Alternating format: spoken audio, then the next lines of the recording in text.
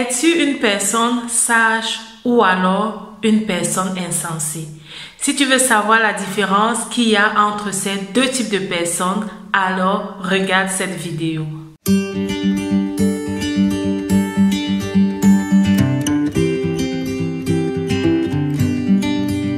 Salut! Bienvenue dans cette nouvelle vidéo. Je suis Myriam et je suis très contente que tu prennes de ton temps pour regarder cette vidéo aujourd'hui.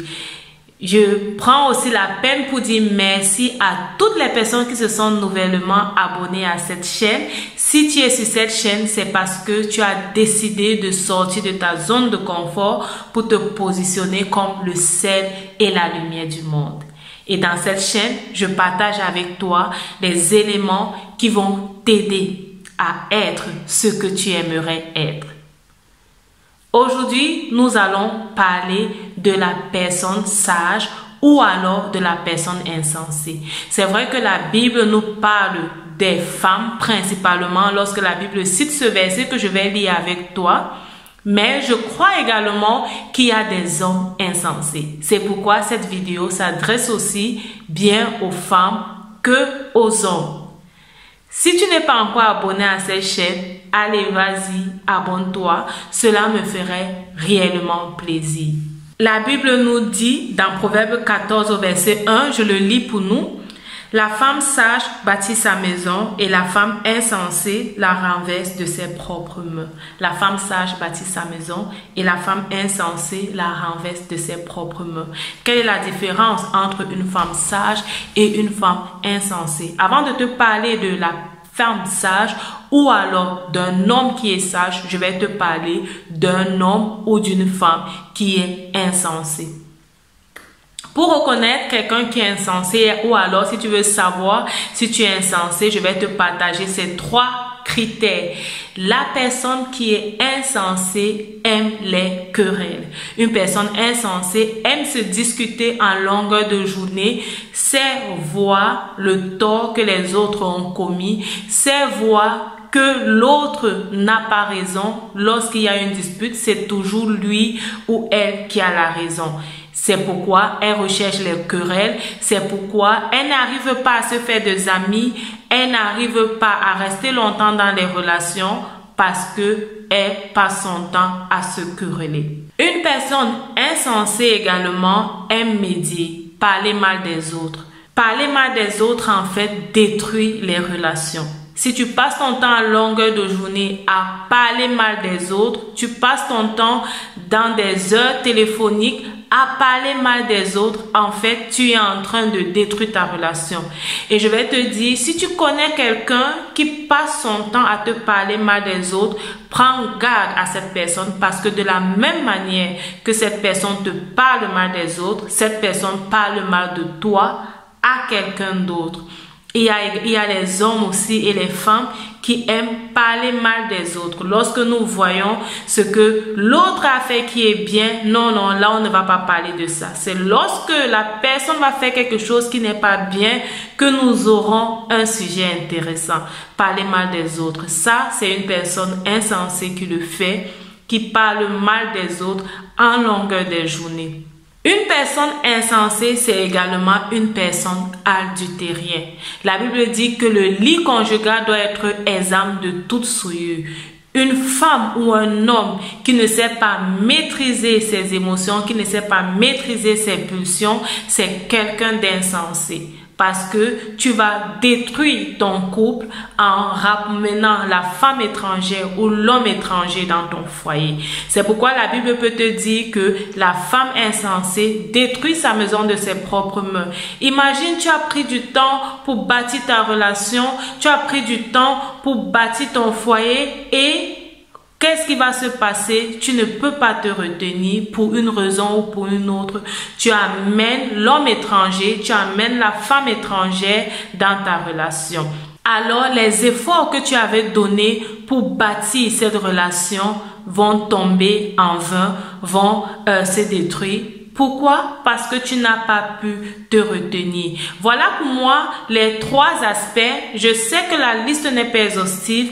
Est-ce que tu as un point qui pour toi peut te permettre de reconnaître si quelqu'un est insensé ou pas? N'hésite pas de partager avec moi dans les commentaires. Donc j'ai dit quelqu'un d'insensé, qu'est-ce qu'il fait? Il aime les querelles. La Bible dit mieux vaut vivre à l'angle d'un toit que de partager la maison d'une femme querelleuse. Ah, comment est-ce que tu peux avoir la paix dans une maison où on se querelle en longueur de journée? Même les enfants ne se sentent pas bien dans ce type de maison. Et qu'est-ce que tu fais? Tu apprends aux enfants en fait à être également des querelleurs. Donc, la personne insensée se querelle en longueur de journée pour un oui et un non. Aime parler mal des autres, est dans la médisance et commet l'adultère. Parce que j'aimerais que tu sois sage, je vais partager aussi avec toi, pour moi, les aspects qui montrent que quelqu'un est sage. Ou alors, ce à quoi tu dois aspirer si tu désires être sage. Pour moi, quelqu'un de sage marche dans la vérité. La vérité implique le respect des uns et des autres. Si tu veux être sage, apprends à respecter les autres. Apprends à respecter aussi bien tes aînés que tes cadets. Pour moi, le respect n'est pas seulement le respect des aînés. Apprends à respecter les gens avec qui tu passes ton temps, à apprendre leurs valeurs et à respecter leurs valeurs. Une personne sage également a de l'amour dans son cœur. L'amour pour lui et l'amour pour les autres. L'amour pour lui, pourquoi? Parce que si tu ne t'aimes pas, tu ne peux pas aimer les autres. Si tu passes ton temps à voir ce qui est mal en toi, tu vas également chercher à voir ce qui est mal en les autres. C'est difficile de donner ce qu'on n'a pas. Donc tu apprends à t'aimer, tu apprends à t'apprécier, tu apprends à t'accepter tel que tu es. Et tu apprends également à aimer les autres. Ça va faire de toi une personne sage. Une personne sage aussi ne parle pas pour oui et pour non. Parfois, on doit apprendre à être calme. Parfois, on doit apprendre à juste écouter. En fait, quand tu écoutes, tu te passes pour un sage. Quand tu n'es pas toujours prêt à donner ton point de vue sur tous les sujets, tu te passes vraiment pour un sage. Parce qu'en fait, les gens vont te prendre en fait pour un sage. Déjà parce qu'ils ne connaissent pas ton point de vue. Donc c'est sage de parfois rester calme, d'écouter les autres et de ne pas toujours parler. Une personne sage tend la main aux autres. Une personne sage tend la main aux autres. Tu ne penses pas seulement à toi, mais tu penses aux autres en bien. Tu penses aux autres en bien, tu sais apprécier les autres, tu sais encourager les autres, tu sais prendre aussi du temps pour compatir à la douleur des autres. Ça va faire de toi une personne sage. Et qu'est-ce que la Bible dit? La crainte de l'Éternel est le commencement de la sagesse. Si tu veux être sage, crains l'Éternel. Parce que en l'Éternel, tu apprendras la sagesse. La véritable sagesse, la sagesse qui vient de Dieu. Et c'est l'unique sagesse en fait. J'espère que cette vidéo t'a plu. Je suis arrivée à la fin. Je t'encourage vraiment à être une personne sage. Je t'encourage vraiment à être une personne qui craint Dieu et qui marche dans la sagesse. Alors ta lumière va briller et elle va impacter les autres personnes. N'oublie pas de t'abonner si tu ne l'as pas encore fait. Partage la vidéo autour de toi. Tu vas certainement bénir d'autres personnes. Rappelle-toi, ta vie, c'est un don de Dieu et la façon dont tu la vis, c'est un don que tu fais à Dieu. Que Dieu te bénisse et à la prochaine. Bye bye.